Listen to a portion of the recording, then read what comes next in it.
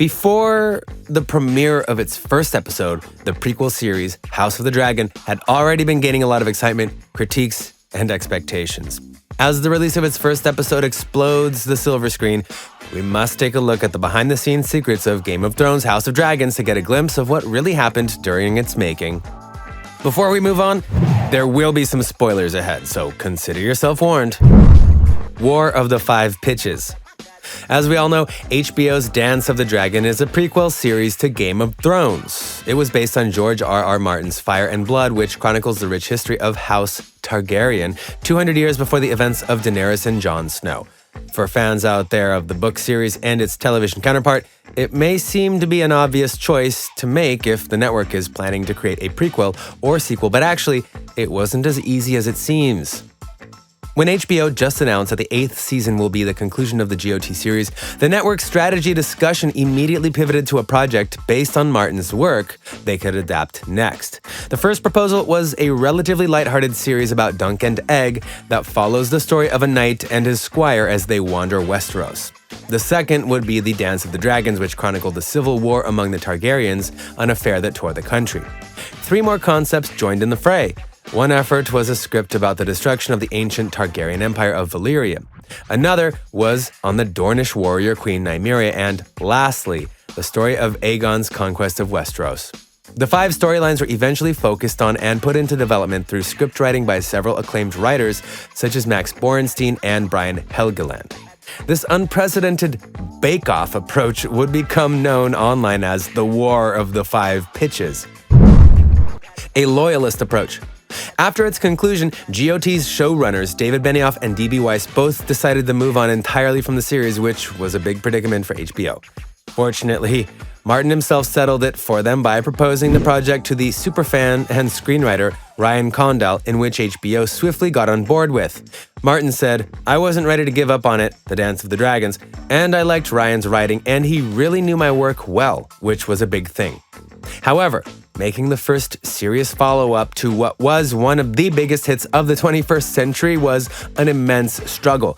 There were multiple aspects and expectations that were required to meet proper authenticity for the author and franchising capabilities for the network.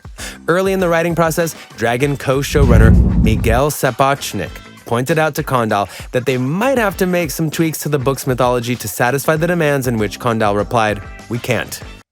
This firmly established that the production would take a staunchly loyalist approach in adapting this complex world. Opportunely, they do have some leeway, since adapting a fictional history book that rarely delves into scene-level detail means being able to add new scenes or embellish events that are already in the book. Additionally, as Fire and Blood was written by the fictional Archmeister Gildan, who discusses his differing sources, which led to conflicting reports, Dragon has the freedom to choose which perspective to portray. The worthy lineup.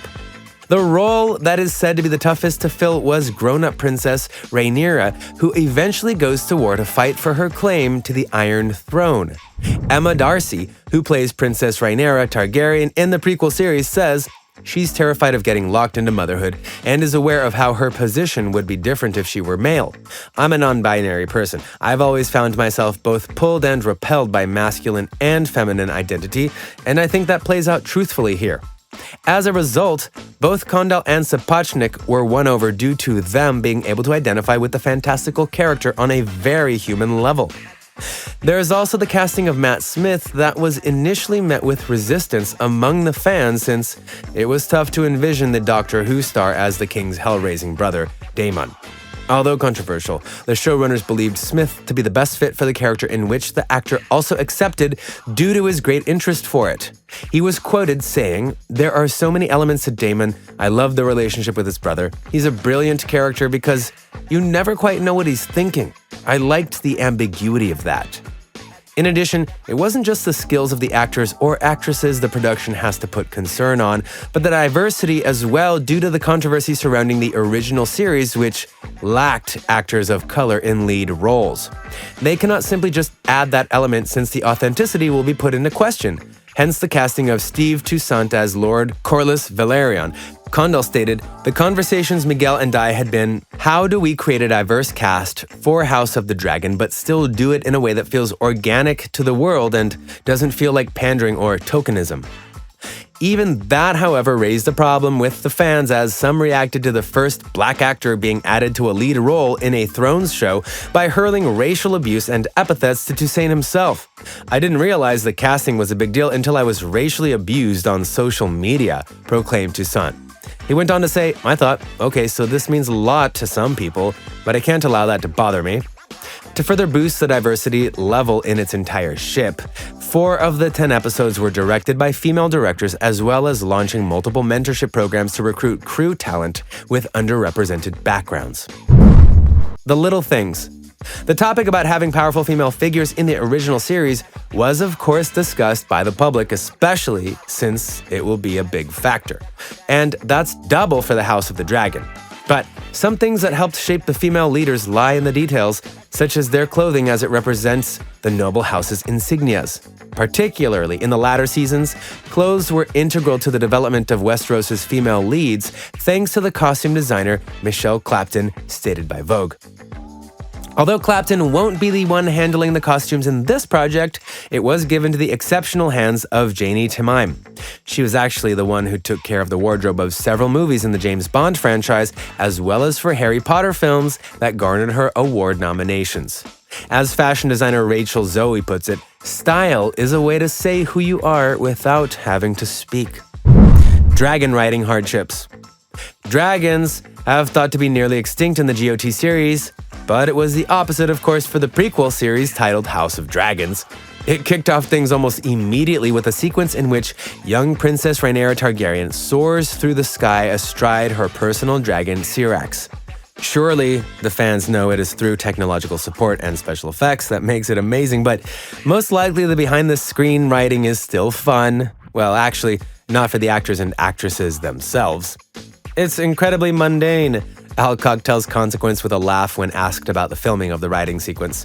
She does acknowledge it as fun and a novelty experience. However, her goal of working with great actors on set is then pushed aside for 12 hours alone for the third day. Matt Smith, who plays as Daemon Targaryen, summed up the experience in the same way, expounding, "It's cool, you're in the air, they move you around on a remote control, they fire a load of wind and rain on you, and after about 10 hours, you want to get off."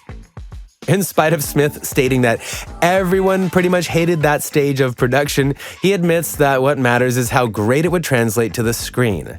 There was one cast, though, that still liked it. For Darcy, it wasn't hard to forget the technology once they were in motion, because suddenly I was on like a fairground ride. It was great, very fun, very playful. It was lovely to try and sort of imaginatively animate an inanimate object. It's unbelievable. The airing of the first episode has gained much praise for its great balance in fan service and blazing its own trail. The acting is superb, as well as the post-filming factors. Moreover, it gets to be appreciated more since the fans know the amount of thought and effort given in every step of the series through the behind-the-scenes production showcase. Let us hope it continues on throughout its lifeline.